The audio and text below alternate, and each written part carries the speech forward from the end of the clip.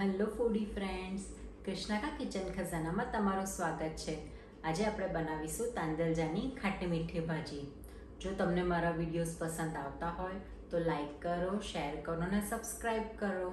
તો ભાજી બનાવવા અહીં મેં એક કાચી કેરી લીધી છે। સૌથી પહેલાં આપણે એને છોલી લઈશું।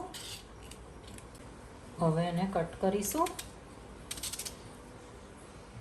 સ્મોલ પીસીસ કરી દઈશું। અહીં મારી પાસે ભાજી 250 ગ્રામ છે, એટલે મેં હાફ કેરી યુઝ કરી છે।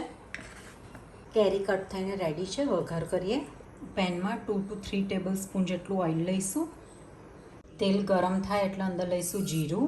જીરું કલર ચેન્જ કરે એટલે લઈશું હિંગ, હળદર, એડ કરીશું કેરી, મીઠું, મિક્સ કરી લઈએ।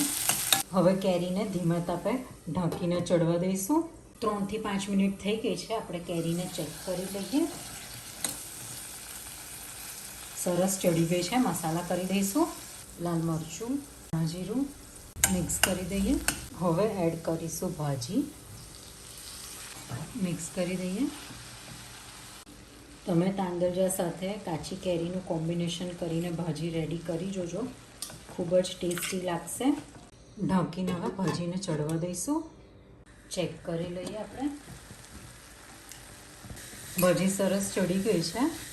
અંદર એડ કરીશું ગોળ, મિક્સ કરી લઈએ। તો ખાટી મીઠી તાંદલજાની ભાજી રેડી છે। સર્વ કરીએ। કેરી તાંદલજાની ભાજી, જેને આપણે જુવારના રોટલા સાથે સર્વ કર્યું છે।